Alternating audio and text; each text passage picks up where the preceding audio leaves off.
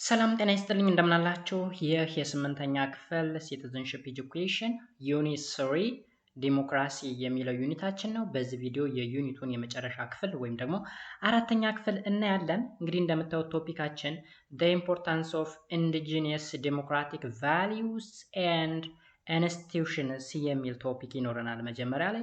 ከዛ ቀጥሎ ሌላም አጠር ያለ ቶፒክ ይኖረናል፣ እሱንም አብረን እናያለን። እሱም እንግዲህ the challenges and opportunities of democracy in Ethiopia የሚል ይሆናል ማለት ነው። በእነዚህ ሁለት ርዕሰ ጉዳዮች እየተወያየን አብረን እንቆያለን ማለት ነው። ለዚህ ዩቲዩብ ቻናል አዲስ ከሆናችሁ ላይክ፣ ሰብስክራይብ በማድረግ ቤተሰብ መሆን ይኖርባችኋል ማለት ነው። ከዚህ ቀደም እንግዲህ በፓርት 3 values of democracy በሚል ቶፒክ ዙሪያ እየተማርን እንደነበረ ታስታውሳላችሁ ማለት ነው። እንግዲህ values of democracy የሚባሉ የተለያዩ ቫሊዎች አሉ። ከነሱ መካከል ቶለራንስ፣ ላይብሪቲ፣ ጀስቲስ፣ ኢኳሊቲ፣ ሲቪሊቲ፣ valuing diversity እና መሰል ነገሮች they are said to be values of democracy እንደሚባሉ በፓርት 3 ወይም በክፍል 3 አይተን ነበረ ማለት ነው ጋይስ። So now today let us begin the importance of indigenous democratic values and institutions. አብራችሁ ይቆዩ። መልካም ቆይታ። ኦኬ መልካም። indigenous knowledge gives rise to indigenous values and institutions.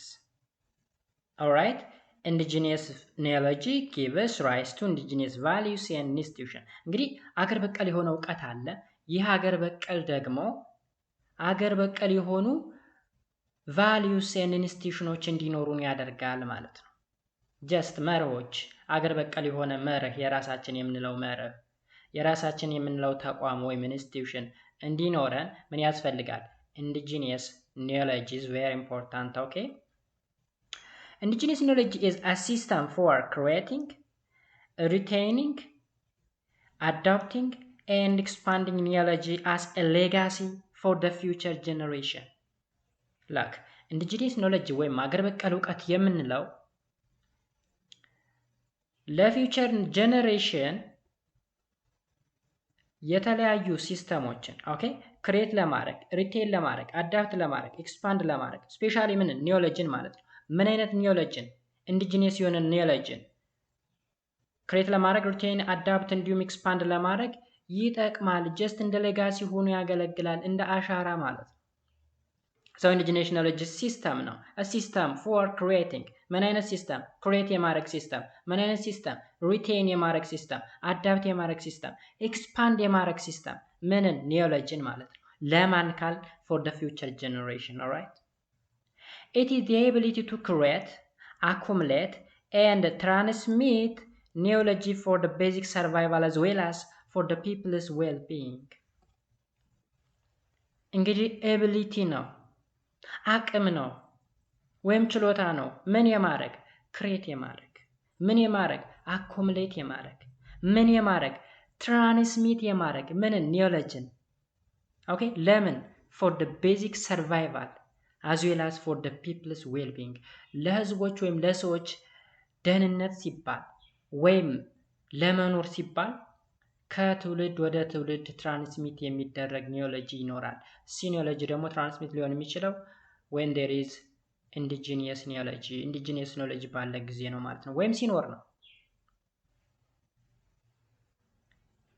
This is a knowledge that people in a given community have developed and continue to develop outside of their formal educational system over time.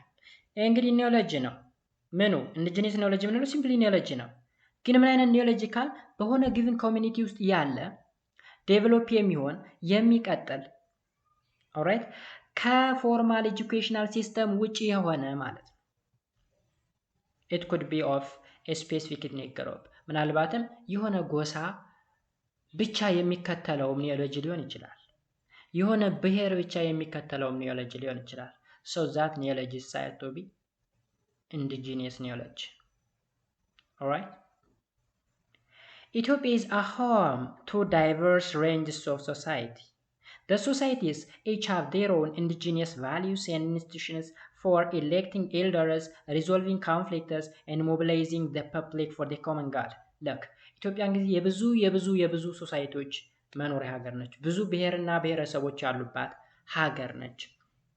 ስለዚህ እያንዳንዱ ሶሳይቲ ደግሞ የራሱ የሆነ ኢንዲጂኒየስ የሆነ ቫልዩ አለው፣ መርህ አለው፣ የራሱ የሆነ ተቋም አለው። ምን ለማድረግ የሚረዳ መሪዎቻቸውን ኢሌክት ለማድረግ ወይም ለመምረጥ የሚረዳ ኮንፍሊክትን ሪዞልቭ ለማድረግ ወይም ግጭትን ለመፍታት የሚረዳ ኢንስቲትዩሽን አላቸው። and mobilizing the public for the common goal ያ ማለት ፒፕሉን በዛ አካባቢ የሚኖረውን ህዝብ ለበጎ ስራ ወይም ለጋራ ጥቅም እንዴት መስራት እንዳለባቸው ሊያስተባብሩበት የሚችሉበት ተቋም አላቸው ማለት ነው። to maintain peace and order within their borders, thus diverse society have developed their own social and indigenous public institution. look እንግዲህ there is a border, there is a territory, ድንበር አለ። ስለዚህ በድንበር መካከል there may be a conflict, so እንደዚህ አይነት ኮንፍሊክት እንዳይፈጠር that means to maintain peace and order, a diverse societies have developed their own social and indigenous public institution. ስለዚህ እነዚህ ሶሳይቲዎች ወይም ማህበረሰቦች የራሳቸውን የሆነ ተቋም አቋቁመዋል ማለት ነው። ይህ ተቋም እንግዲህ ሰላምን ለማስፈን ነው ወይም ግጭትን ለማስወገድ ነው ወይም ደግሞ መሪን ለመምረጥ ነው የሚያገለግለው ማለት ነው። Okay guys, now it's time to look an example. እዚህ ጋር እንግዲህ የተለያዩ ኤግዛምፕሎችን እናያለን። ያ ማለት የተለያዩ ፐብሊክ ኢንስቲትዩሽኖች አሉ። ያ ማለት ኢንዲጂነስ ፐብሊክ ኢንስቲትዩሽን የምንላቸው በተለያዩ ሶሳይቲዎች ላይ ማለት ነው። መጀመሪያ ላይ የምናገኘው እንግዲህ ካንች ሲስተም ነው። ካንች ሲስተም የት ነው የሚገኘው ካል ካንች ሲስተም ኢን ወጀራት people is the socio-cultural administration system that allow them to improve peace, maintain order, social and environmental security and justice, as well as maintain their integrity and identity within their territory. እንግዲህ ወጀራት የሚባል ቦታ ካወቃችሁ ወይም የወጀራትን ህዝቦች ካወቃችሁ ካንቺ የሚባል ሲስተም ይጠቀማሉ። ይህ እንግዲህ ኢንዲጂነስ ፐብሊክ ኢንስቲትዩሽን ነው። የኢንስቲትዩሽን እንግዲህ ሶሾ ካልቸራል አድሚኒስትሬሽን ሲስተም ነው። ምን ይፈቅዳል ይላል። እነዚህ ሰዎች እንግዲህ ፒስ ሜንቴን ኦርደር ሶሻል ኤንቫይሮንመንታል ሴኩሪቲ ደህንነት ለማስጠበቅ የሚረዳቸው ተቋም ነው። ከዛ በተጨማሪ ጀስቲስ ወይም ፍትህ በአካባቢያቸው እንዲፈጠር፣ አንድነታቸው ማንነታቸው እንዲከበር በቴሪቶሪያቸው ውስጥ ወይም ደግሞ በሚኖሩበት ዙሪያ ማለት ነው። ኦራይት። ስለዚህ ካንቺ የወጀራ ፒፕል ኢንዲጂነስ ፐብሊክ ኢንስቲትዩሽን ነው ማለት ነው። ሁለተኛ ደግሞ አዋሲያ ነው። አዋሲያ is a method of conflict resolution and reparation among disputants in ወላይታ ሶሳይቲ። አዋሲያ የሚባለው ደግሞ በወላይታ ህዝቦች ወይም በወላይታ ብሔር ውስጥ ያለ ኢንዲጂነስ ተቋም ነው። ይህ ተቋም አገልግሎቱ ምንድነው? ኮንፍሊክትን ሪዞልቭ ለማድረግ ወይም ደግሞ ግጭትን ለመፍታት የሚያገለግል ነው። ኦራይት። ስለዚህ ዲስፒዩታንት አሉ ወይም የተጋጩ አካላት ወይም የተጣሉ አካላትን እንዴት ማስታረቅ እንዳለባቸው፣ ማን ካሳ ማግኘት እንዳለበት ትክክለኛ የሆነ ውሳኔ የሚሰጥበት ተቋም ነው ማለት ነው። So, the Walaita people believe that indigenous values and institutions have a long-term impact on societal peacemaking. ስለዚህ የወላይታ ህዝብ ምን ብሎ ያምናል? እንደነዚህ አይነት ኢንዲጂነስ የሆኑ ተቋማትና ቫልዩዎች በወላይታ ህዝብ ውስጥ ሰላምን ለመፍጠር እጅግ በጣም ከፍተኛ አስተዋጽኦ አላቸው ብሎ ያምናል ማለት ነው። ኦራይት። ኔክስት ሶስተኛ የምናገኘው ሉዋ ነው። ሉዋ is an important indigenous power transition institution in the Sidama society. ሉዋን ደግሞ ነው የምናገኘው ሲዳማ። Alright. It is a process by which power is peacefully transferred to the successor. Power ወይም ስልጣን ለሚቀጥለው አካል ሰላማዊ በሆነ ወይ የሚተላለፍበት ወይም ዲሞክራቲክ በሆነ ወይ እንደማለት እኮ ነው። ያ ማለት ማለት መሰላችሁ አንዳንድ ብሔሮች ላይ ባህላዊ አስተዳደር አላቸው። ባህላዊ ለምሳሌ ኦሮሚያ ውስጥ እናያለን። ገዳ የሚባል ሲስተም ብዙ ጊዜ ይታወቃል። ገዳ ሲስተም እንግዲህ በየ8 ዓመቱ ስልጣን ትራንስፈር ያደርጋል ከአንደኛው የእድሜ ክልል ወደ ሌላኛው። ስለዚህ እሱ ፒስፉል በሆነ ወይ ነው ትራንስፈር የሚደረገው ተብሎ የሚታመነው። ልክ እንደዛ ልዋ ደግሞ ሲዳማ ውስጥ ያለ ተቋም ነው ማለት ነው። ኔክስት ያጆካ ኤንድ ጎርዳና Yajoka and Gordana is indigenous institution in Gurage that combines legislative and judicial function. አይታችኋል። እነዚህ ያጆካ እና ጎርዳና የሚባሉ ደግሞ የት ነው የሚገኙት? ጉራጌ ውስጥ ነው። ጉራጌ ውስጥ አገልግሎት የዚህ ኢንስቲትዩሽን አገልግሎት ምንድነው? ሌጂስሌቲቭ ወይም ህግ አውጪውና የፍትህ አካላቶች እንዴት መስራት እንዳለባቸው ኮምባይን የሚያደርግ ተቋም ነው ማለት ነው። ኦኬ so representatives from the ሰባት ቤት የሚባል ለምሳሌ ሰባት ቤት ጉራጌ የሚባል ሰምታችሁ ታውቃችሁ። ጉራጌ ውስጥ ሰባት ቤት የሚባል አለ። ሰባት ቤት and ኪስታኔ constitute unities made to agree on the fundamental rules that govern their communities. look ጉራጌ ውስጥ እንግዲህ ሰባት ቤትና ኪስታኔ የሚባል ሁለት ክፍል አለ። የነዚህ ተወካዮች እንግዲህ ይገናኙና ፋንዳሜንታል በሆኑ ሩሎች ያን ማህበረሰብ ይገዛሉ ተብሎ የሚታመኑ ህጎች አሉ። በጋራ ሆኖ ይስማሙበታል ተገናኝተው ማለት ነው። ስለዚህ የሚያደርጉበት ስርዓት ምን እንደሚባለው ያጆካና ጎርዳና ብለን እንጠራዋለን ማለት ነው። when it was deemed necessary periodic meetings were held to revise the law. At the same time, the assemblies functioned as a court of last resort. ይህ ባጭሩ እንደመሰላችሁ ልክ በፌደራል ደረጃ ያ ፓርላማ የሚባለው አለ አይደለ? የህዝብ ተወካዮች ምክር ቤት የምንለው እሱ እየተገናኘ የተለያዩ ውሳኔዎችን እንደሚወስነው ሁሉ ዝጉራጌ ውስጥም ሰባት ቤትና ኪስታኔ የሚባለው ሁለቱ ማህበረሰብ በአንድ ላይ በመገናኘት ፋንዳሜንታል በሚባሉ ሁለቱን ማህበረሰብ ሊገዙ ይችላሉ በሚሉ ህጎች ዙሪያ እየተገናኙ ይወስናሉ ማለት ነው። ኦልራይት ይወስናሉ። ሶ ፔሪዮዲክ የሆነ ሚቲንግ አላቸው። በዛ አማካኝነት እየተገናኙ የተለያዩ ሎዎችን ሪቫይዝ ያደርጋሉ ማለት ነው። ሌላው ደግሞ ካምባታ ውስጥ ስንመጣ ኢንካምባታ ሲራ ገቨርነንስ ሪሌሽንሺፕ ቢትዊን ኢንዲቪጁዋልስ ትራይብስ ኤንድ ቴሪቶሪያል ዩኒት ማንም ይባላል ካምባታ ውስጥ ሲራ ማሬታ which means commitment to the truth as another name for it. ማሬታ የማን ስም ነው? የሲራ ስም ነው። ትርጉሙ ምንድነው? commitment to the truth ለእውነት ቆራጥ መሆን ማለት ነው፣ ወይም ቆራጥነት። ለምን? ለእውነታ ማለት ነው።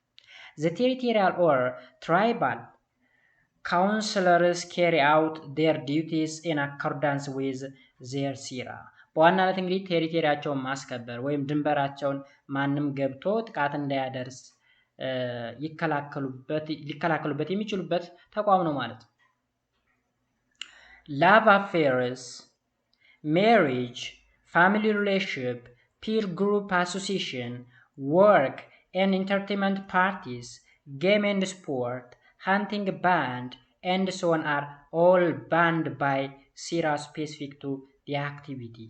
look ምን ነገሮችን ይዳኛል ይሄ ተቋም ወይም በምን ጉዳዮች ጣልቃ ይገባል? በፍቅር ጉዳይ ጣልቃ ይገባል። ባይዘው ይሄ love affair, marriage and family relationship በጋብቻና በቤተሰባዊ ትስስር ጣልቃ ይገባል። peer group association ያ ማለት ተመሳሳይ የእድሜ ደረጃ ያሉ ሰዎች የተለያየ ግሩፕን ይመሰርታሉ፣ ተቋማትን አሶሲዬሽንን። ስለዚህ በዛ ጉዳይ ጣልቃ ይገባል። work and entertainment ፓርቲ ይሄ ደግሞ በመዝናኛዎች ዘርፍ ውስጥም ጣልቃ ይገባል። በጌምና ስፖርት ኦኬ፣ በጨዋታዎች እና ስፖርታዊ እንቅስቃሴዎች ጉዳይ፣ በሀንቲንግ ባንድ ይሄ ባደን፣ በእነዚህ ጉዳዮች ሁሉ ጣልቃ እየገባ የተለያዩ ስራዎችን ይሰራል ማለት ነው። ማን? ሲራ የሚባለው የከምባታ ባህላዊ ተቋም ወይም ኢንስቲትዩሽን ማለት ነው። ሌላኛው ደግሞ ጋዳ ሲስተም ወይም ጋዳ የምንለው ነው። Gada is an important indigenous democratic institution in the Oromo society. Gada is a well-known figure. ገዳ የምንለው እንግዲህ ባጭሩ ኦሮሚያ ውስጥ ያለ ኢንዲጂነስ የሆነ ተቋም ነው። ከላይ እንደዘረዘርናቸው ሁሉ ማለት ነው። The Oromo people use Gada as an indigenous institution for governance. ራሳቸውን በራሳቸው ለማስተዳደር የሚጠቀሙበት ተቋም ነው። ማን? ገዳ። ለማን? ለኦሮሞ ህዝብ ማለት ነው። It arises from the genealogy gained through generations of the community experience. ልክ እንደ ሌሎች ሁሉ ይህ ገዳ የሚባለው ከትውልድ ትውልድ from generation to generation በኮሚኒቲ ውስጥ ትራንስሚት የሚሆን ወይም የሚተላለፍ ነው ማለት ነው። The system governs the community political, economic, social, and religious activity, addressing issues such as conflict resolution, reparation, peaceful transmission of power, and women's rights. በዋናነት እንግዲህ ይሄ ተቋም ወይም ይሄ ገዳ የሚባለው ነገር ምን ላይ ይሰራል ካል ፖለቲካ ላይ ይሰራል፣ ኢኮኖሚ ላይ፣ ሶሻል ሃይማኖታዊ እንቅስቃሴዎች ወይም ጉዳዮች ላይ ኮንፍሊክትን ከመፍታት አንፃር ፓወርን ፒስፉሊ ትራንስፈር ማድረግ ከሴቶች መብት ጋር ምናምን በተገናኙ ጉዳዮች ስራውን ይሰራል ማለት ነው ገዳ ሲስተም የሚባለው። it functions as a mechanism for enforcing moral behavior, fostering social cohesion, and experiencing forms of community culture.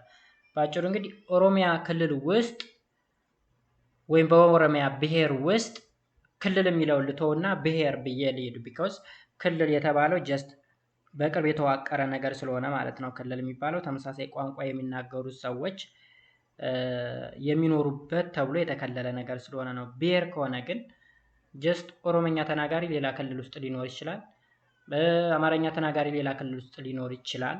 ስለዚህ ብሔርና ክልል የሚለው ትንሽ ልዩነት ስላላቸው ማለት ነው። ኤኒዌይስ የገዳ የሚባለው እንግዲህ የተለያዩ ስራዎችን ይሰራል ማለት ነው። The second topic is 7.5 የሚለው እንግዲህ በታይፒንግ ኤረር ነው። 3.5 ተብሎ ይስተካከላል። 3.5 alright. The challenge and opportunity of democracy in Ethiopia. ኢትዮጵያ ውስጥ እንግዲህ ዴሞክራሲን ለማስፈን ወይም የዴሞክራሲ ስርዓትን ለመገንባት ቻሌንጅ የሆኑ ወይም እንቅፋቶች ምንድናቸው? ደግሞም ለማስፈን ኦፖርቹኒቲ ወይም እድሎች ምንላቸውስ ምን ናቸው የሚሉትን ነገር የምናይበት ክፍል ነው። Despite the fact that Ethiopia is one of the world's oldest country, the democratization process is still in its infancy. አስቡት ኢትዮጵያ እንግዲህ the oldest የምትባል በጣም ጥንታዊ ሀገር ነች። ከየትኛውም የዓለም ሀገር የምትበልጥ ከና አሜሪካ ሁሉ በላይ ነች። ከና አውሮፓ ውስጥ ካሉት ከተለያዩ ሀገሮች፣ አፍሪካ ውስጥ ካሉ ከተለያዩ ሀገሮች ሜቢ ግብጽ ነች ብትደራደራት በእድሜ ማለት ነው። ነገር ግን የዴሞክራታይዜሽን ወይም የዴሞክራሲ ስርዓት ግንባታውን ፕሮሰስ ስናይ ስቲል ኢትስ ኢንፋንሲ ወይም ደግሞ ጨቅላ ላይ ነው ያለው፣ ገና ልጅ ነው። For example, Ethiopia's constitution of 1987 refers to the country as the People's Democratic Republic of Ethiopia. እንግዲህ እዩት በ1987 የረቀቀ የመጀመሪያው ኮንስቲቱሽን የመጀመሪያው እኮ አይደለም ጀስት ኢህአዴግ የሚባለው መንግስት ከመጣ በኋላ አመንድ የተደረገው ነው። ቢኮዝ የመጀመሪያው ኮንስቲቱሽን በአፄ ኃይለ ሥላሴ ዘመነ መንግስት ስለሆነ የረቀቀ ማለት ነው። ስለዚህ ምንድነው የሚለው the People's Democratic Republic of Ethiopia የሚል ነበር። In practice, however, this was not the case, even though the 1995 constitution declares FDRE in practice has limitation and service several irreconcilable political interests. በተለያየ ጊዜ እንግዲህ የኢትዮጵያ ኮንስቲቱሽን አመንድ ተደርጓል። በተለያየ ጊዜ ጸድቋል። ኦኬ ለመጀመሪያ ጊዜ እንግዲህ በአፄ ኃይለ ሥላሴ ዘመነ መንግስት ነው ኮንስቲቱሽን ኢትዮጵያ የተጻፈ ኮንስቲቱሽን የነበራት። ከዛም እንግዲህ የደርግም ይኖራል። ከዛ ቀጥሎ ደግሞ ጀስት አሁን እዚህ ጋር 87 ምናምን የምንለው በእኛ አይደለም በፈረንጆቹ ስለሆነ ጀስት 8 ዓመት እየቀነሳችሁ ይዩት። 87 ማለት ኦልሞስት 70 ምናምን ማለት ነው። 79 አካባቢ በ1979 ነው 78 አካባቢ ይሄ እንግዲህ የደርግ ነው። ከዛም 1995 የሚባለው ደግሞ የኢህአዴግ የምንለው ነው። በተለያየ ጊዜ እንግዲህ ኮንስቲቱሽን ዲክላር ቢደረግም ኤፍድሪ የሚባል ወይም ፌደራል ዲሞክራቲክ ሪፐብሊክ ኦፍ ኢትዮጵያ የመጀመሪያው ላይ እንግዲህ ምንድነው የሚለው ፒፕልስ ዴሞክራቲክ ሪፐብሊክ ኦፍ ኢትዮጵያ፣ ከዛ ደግሞ ኤፍድሪ ፌደራል ዲሞክራቲክ ሪፐብሊክ ኦፍ ኢትዮጵያ። ይሄ ፒፕል ነው፣ እዚህ ጋር ፌደራል ነው የሚሉ ነገሮች ቢመጡም እንኳ ሊሚቴሽኑ እንዳለ ነው። ዲሞክራሲ የሚባለው ፕሮሰስ በጣም ኋላ ቀር ነው፣ ስሙ ብቻ ነው ያለው ማለት ነው። ለምሳሌ የምታዩት ነው ዴይ ቱ ዴይ ስትንቀሳቀሱ የምታዩት ነው። የህግ አስፈጻሚዎች ለምሳሌ ፖሊሶች ደስ ያላቸውን ሰው ሲደበድቡ ሲቀጠቅጡ ታያላችሁ። አንድ ፖሊስ ህግን ማስከበር እንጂ የመደብደብ ወይም አንድን ሰው የማሰቃየት ምንም አይነት ስልጣን የለውም። ይነውዳል በዲሞክራሲ ስርዓት ግንባታ አንድ ሰው ካጠፋ በጥፋቱ ልክ በፍርድ ቤት ተወስኖበት ቅጣት ይሰጠዋል እንጂ ፖሊስ ዱላ ስለያዘ መሳሪያ ስለታጠቀ መደብደብ አለበት ማለት አይደለም። የሆነ አካል ግን አልያዝም ብሎ አመልጣለሁ ሲል ሜቢ ተመጣጣኝ የሆነ እርምጃ ሊወስድ ይችላል። በታሁን ላይ ያለው ነገር መንገድ ዳር ቁጭ ብላ ጉሊት የምትሸጥን ሴት የያዘችውን ቁሳቁስ ሲሰብሩባት ሲደፉባት ምናምን ነው የምታዩት አይደለ? ለምሳሌ ሽንኩርት ይዛ ከሆነ ጎመን ይዛ ከሆነ እሱን ሲደፉባት ሲቀሟት፣ ሙዝ ይዞ የሚሸጥ ሰው ካለ እሱን ሲደፉበት ሲቀሙት ሲያመናጭቁት ሲደበድቡት ነው የምታዩት። ሶ ዲሞክራሲ ኢትዮጵያ ውስጥ አለ ወይ? ኢቭን ኢንፋንትም አይደለም ጨቅላም አይደለም ከዛም በታች ነው ካለ ማለት ነው። ከጨቅላ በታችም ካለ ከዛ በታች ነው ማለት ነው። ኦልራይት ማንም እንደፈለገ የሚፈነጭበት ሆኗል ማለት ነው። ሶ some of the opportunity of democracy in Ethiopia are እንግዲህ ኢትዮጵያ ውስጥ ዲሞክራሲን ለማስፈን የሚረዱ ኦፖርቹኒቲዎች ምን ምን ናቸው የሚሉ ነገሮችን እንቃኝ እስቲ መጀመሪያ። ኦኬ ጋይስ የመጀመሪያው there is a lot of hope that reforms of democratic institution like human right commission human right commission ሲባል ሰምታችሁ ታውቃላችሁ።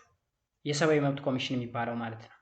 and national board of election ወይም የብሔራዊ ምርጫ ቦርድ will fill the gap left by institutional fragility ማለት እዚህ ጋር መሰበር መፍረስ ነው። ሶ በኢንስቲቱሽናል ፍራጂሊቲ ሲገጥመው ወይም መሰበር ወይም ደግሞ የሆነ ችግር ሲገጥመው ወይም ጋፕ ሲኖር እሱን ለመሙላትና ለማስተካከል ሆፕ አለ ማለት ነው። ተስፋ አለ። ስለዚህ ኦፖርቹኒቲ ነው። ኦኬ ኢትዮጵያ ውስጥ ያለን ዲሞክራሲ ለማስፈን ወይም ከፍ ለማድረግ የሚረዳ እድል ነው ማለት ነው። እነማን ከሰሩበት ነው ግን? የኢትዮጵያ ሰብአዊ መብት ኮሚሽን ስራውን በአግባቡ መስራት ከቻለ፣ የኢትዮጵያ ብሔራዊ ምርጫ ቦርድ ስራውን በአግባቡ መስራት የሚችል ከሆነ ኢትዮጵያ ውስጥ ዲሞክራሲ ለማስፈን ትንሽ ኦፖርቹኒቲ አለ ወይም እድል አለ ማለት ነው። ኦልራይት ሁለተኛ rapid expansions of education both public and private has the potential to increase social consciousness and institutionalize democracy ሌላኛው ኦፖርቹኒቲ ምንድነው ካልን ደግሞ ፈጣን የሆነ ትምህርትን የማስፋፋት የግል ሊሆን ይችላል የመንግስት ትምህርት ቤቶችን ማስፋፋት የትምህርት ጥራትን ከፍ በማድረግ ሁኔታ ማለት ነው። እሱን የምንሰራ ከሆነ ዲሞክራሲን ኢንክሪዝ የማሳደግ ኦፖርቹኒቲ ይኖረናል ማለት ነው። በት አሁን ላይ ግን እያየን ያለነው ነገር is so difficult right because ኢኮኖሚካሊ የሆነ ውድቀት ስለመጣ የኢኮኖሚካሊ የሆነ ኢንፍሌሽን ወይም ዋጋ ግሽበት ስለመጣ ሰው ትምህርት ላይ ያለው አቋም ትንሽ ወርዷል። ግን ቢሰራበት ኦፖርቹኒቲ ያለው ነው እድል አለው ነው። ዲሞክራሲን ከፍ ያማረግ እድል አለው ትምህርት ማለት ነው። ሰዎች የሚማሩ ከሆነ በትክክል ጥራት ያለው ትምህርት የሚማሩ ከሆነ ዲሞክራሲ እንዳይሰፍን የሚያደርጉ ሰዎችን መቃወም ይችላሉ ማለት ነው። እነዛን ሰዎች ማስወገድ ይችላል። የተማረ ሰው ያንን አካል ማስወገድ ይችላል። በዛ ወይ ዲሞክራሲን የማሳደግ እድል ይፈጠራል እንደማለት ነው። Next, massive investments in infrastructure such as road, railway, airport and communication system can increase social interaction.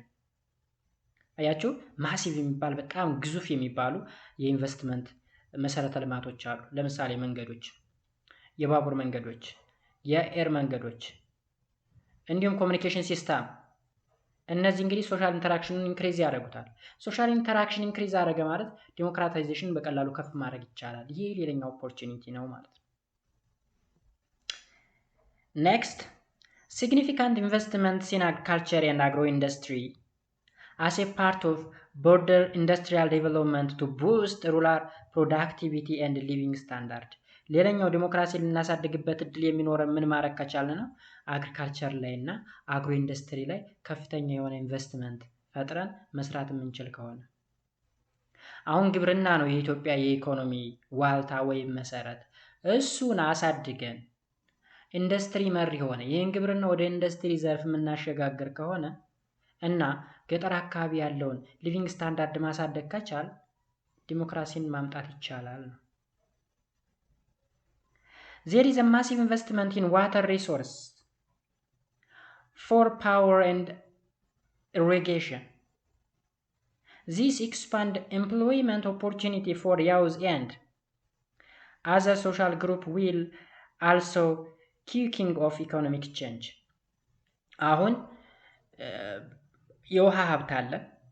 ይህን የውሃ ሀብት እንግዲህ ከአግሪካልቸር ጋር ወይም ከግብርና ጋር በማጣመር በኢሪጌሽን መልኩ ብዙ ፕሮዳክሽን የምናገኝ ከሆነ የኢምፕሎይመንት ኦፖርቹኒቲን የምንጨምር ከሆነ ወይም የስራ እድል ፈጠራውን የምንጨምር ከሆነ ወጣቱ ስራ የሚያገኝና ስራ መፍጠር የሚችል ከሆነ ፒስ ኤንድ ኦርደር ይሰፍናል፣ ሰላም ይሰፍናል። ሰላም ሰፈነ ማለት በሌላ ቋንቋ ዲሞክራሲን እያሳደግን ነው ማለት ነው።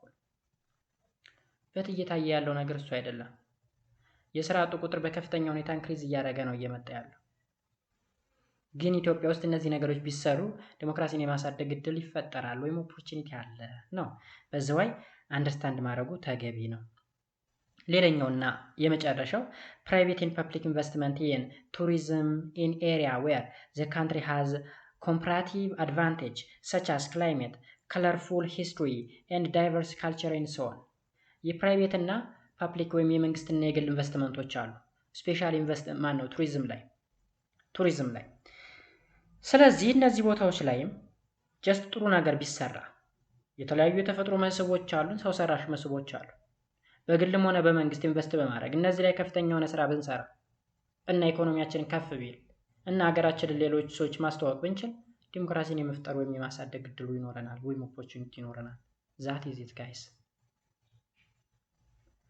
ኔክስት ፖይንት some major challenges of democracy in Ethiopia are ኢትዮጵያ ውስጥ ዲሞክራሲ እንዳይኖር እንቅፋት የሆኑት ምንም ናቸው ብለን ስናይ መጀመሪያ there are no powerful institutions to support democratic process የዲሞክራሲ ስራን ግንባታ ሊደግፍ የሚችል ፓወርፉል የሆነ ኢንስቲትዩሽን ወይም ተቋም የለም።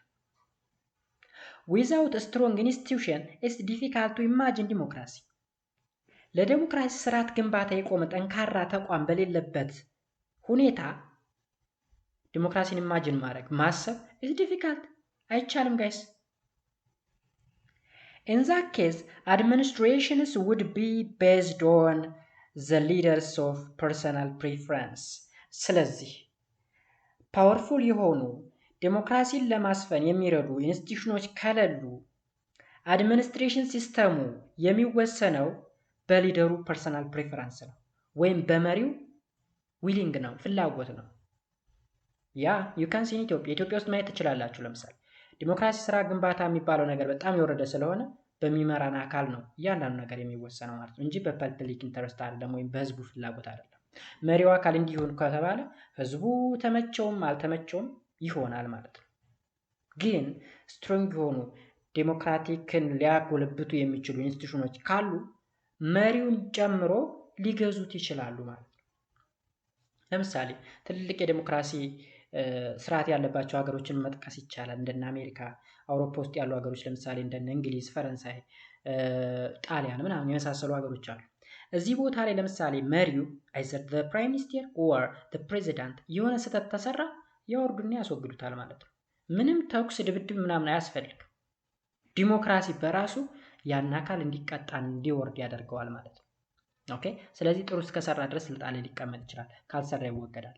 but when we came to Africa specifically in our country Ethiopia በፐርሰናል ፕሬፈረንስ ወይም በሊደሩ ፐርሰናል ፕሬፈረንስ ነው። ጀስት ወታደሮች አሉት። ህዝብ አይመቸኝም ካለ ወታደሩን ይልክባቸዋል። ይህ ቻሌንጅ ነው ጋይስ፣ ይህ ቻሌንጅ ነው። ዲሞክራሲን ለማስፈን ቻሌንጅ ወይም ትልቅ እንቅፋት ነው ማለት ነው። ኔክስት the absence of complementing party roles among different political parties emerged as impending factor in developments of democracy and its alternative political views። ሌላኛው ደግሞ የተቃዋሚ ፓርቲዎች አለመጎልበት ወይም አለመኖር ነው። አይታችሁ ከሆነ ስፔሲፊካሊ አፍሪካ ውስጥ አንድ ፓርቲ ለ50 ለ60 ዓመት ያክል ይመራል። ለምን ከተባለ ስትሮንግ የሚባሉ ኦፖነንት ፓርቲዎች የሉም ጋይስ፣ ተቃዋሚ ፓርቲዎች የሉም። ቢኖሩም ምንም አይነት መብት የላቸውም፣ ስትሮንግ አይደሉም። ኦልራይት። ስለዚህ በዛ ምክንያት ይሄ ምንድነው የሚባለው መልቲ ፓርቲ ሲስተም የሚባለው ነገር ፌክ ይሆናል ማለት ነው። መልቲ ፓርቲ ሲስተም ማለት ብዙ ፓርቲዎች የሚሳተፉበት። ኢቭን ኢትዮጵያ ውስጥ መልቲ ፓርቲ ሲስተም ይኑር ቢባል የሆነ ታይም በ2007 ምርጫ ጊዜ የምታስታውሱ ከሆነ 85 አካባቢ የሚደርሱ ፓርቲዎች ፓርቲሲፔት አድርገዋል ለምርጫ። ዋት ዳዝ ኢት ሚን? 85 ፓርቲ ተወዳደረ ማለት እዛት መልቲ ፓርቲ ሲስተም።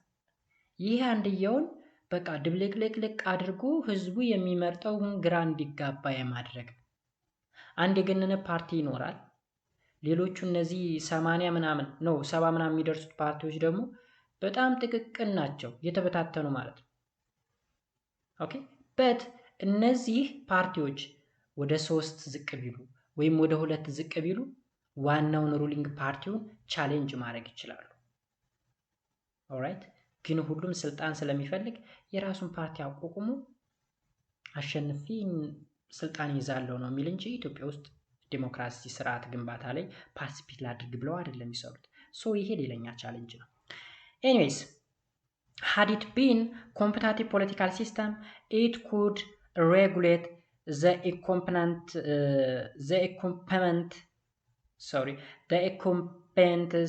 performance and promote alternative ideas።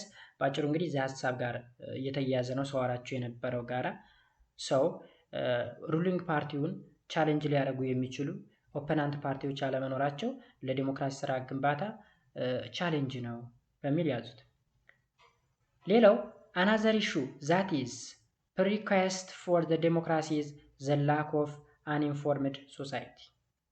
A politically conscious society that understands its right and performs its duty probably enriches the country's democratization process.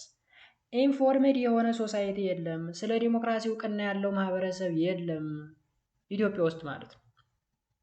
መብትና ግዴታውን የሚያውቅ ማህበረሰብ አይደለም። መብትና ግዴታ ብትነግረው ወይም ብትነግሪው ግዴታውን ወደ ጎን ይተውና መብቱ ብቻ እንዲከበርለት ይፈልጋል። ይሄ ኢንፎርሜድ ያልተደረገ ሶሳይቲ ነው ወይም ላክ ኦፍ አንኢንፎርሜድ ሶሳይቲ ነው።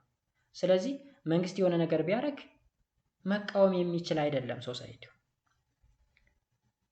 ኮንስቲቱሽን ተከተለ ስራ ብሎ ሊቃወም የሚችል ማህበረሰብ የለም፣ የነቃ ማህበረሰብ የለም ማለት ነው። ስለዚህ ኋላ ቀር ነው፣ በጥንቱ እሳቤ የሚንቀሳቀስ ፒፕል ነው ያለው። እሱ ደግሞ ለዲሞክራሲ ስርዓት ግንባታ ቻሌንጅ ነው።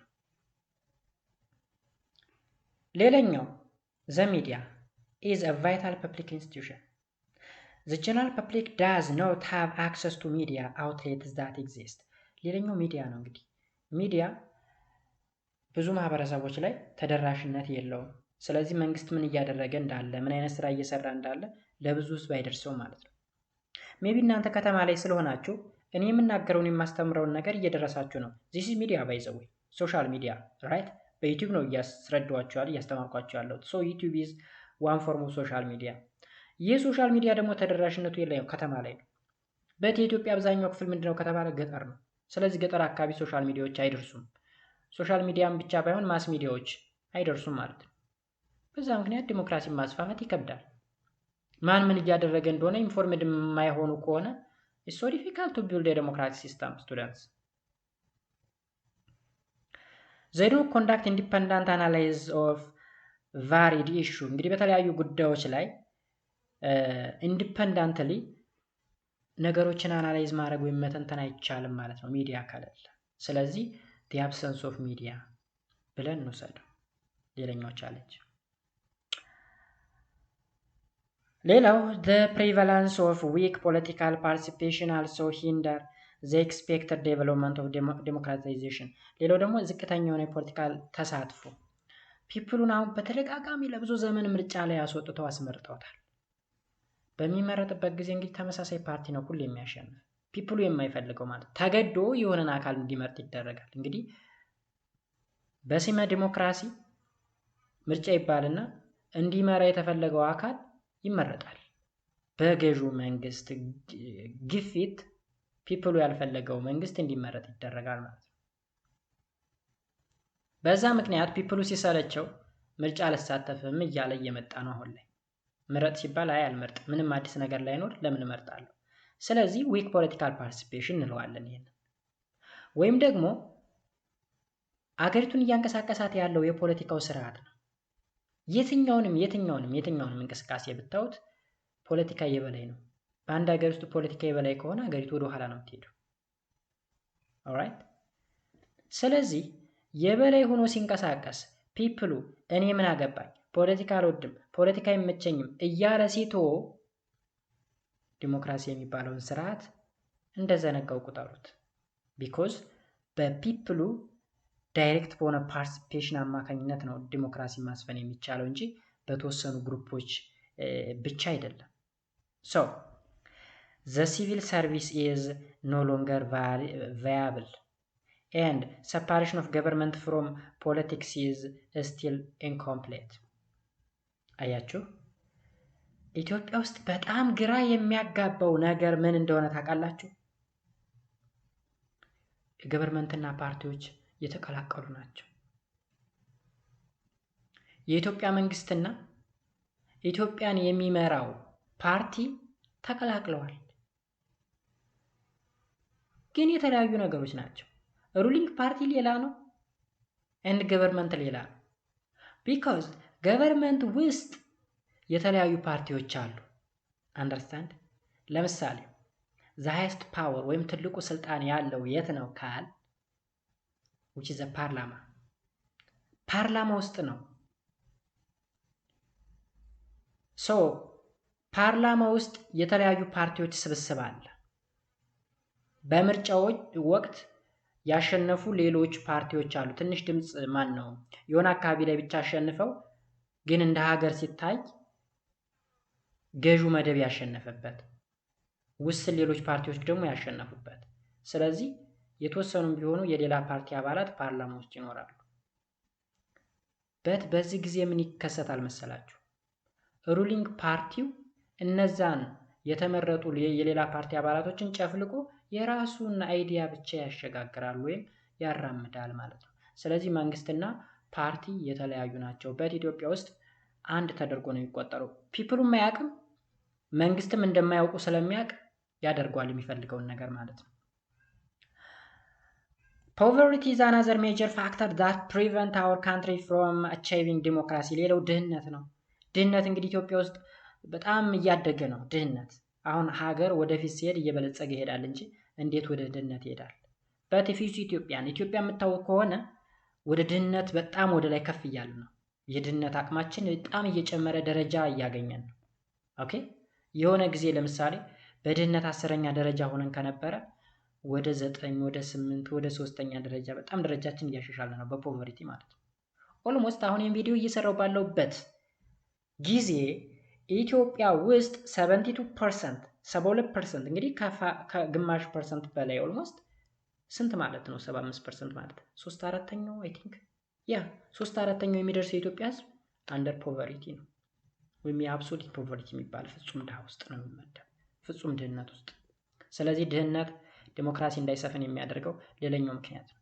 ምክንያቱም ድህነት ካለ ስርቆት ይንሰራፋል፣ ሙስና ይንሰራፋል፣ ብልሹ አሰራር ይስፋፋል። ሰው ድህነት ሜጀር የሚባል ቻሌንጅ ነው ማለት ነው። hunger, starvation and individual basic rights are being questioned። ስለዚህ ድህነት ካለ ረሃብ፣ መጠማት፣ ቤዚክ የሚባሉ ራይቶች ፋንዳሜንታል ወይም ሰብአዊ መብቶች የሚባሉ ነገሮች ጥያቄ ውስጥ ይገባሉ ማለት ነው። ሶ ጋይስ በዚህ ዋይ አንደርስታንድ ብታደርጉኝ መልካም ነው ብዬ አስባለሁ። የዛሬው ክላሳችን ይህንን ነው የሚመስለው።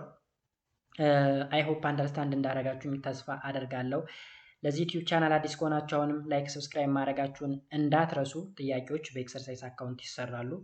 ኢትዮጵያን ኤጁኬሽን ኤክሰርሳይዝ የሚል ከስር የዩቲዩብ ቻናል አለ። እሱን ሰብስክራይብ አድርጉት። የሚሰራላችሁን ጥያቄዎችም ጠይቁኝ፣ ኮሜንት ላይ አሳውቁኝ። የምሰራ ነው የሚሆነው ማለት ነው። በሚቀጥለው በአዲስ ዩኒት 4 ኮንስቲቱሽናሊዝም በሚል ርዕሰ ጉዳይ የምንገናኝ ነው የሚሆነው። እስከዛው ድረስ በያላችሁበት ሰላማችሁ ብዝት ይበል። ፔስ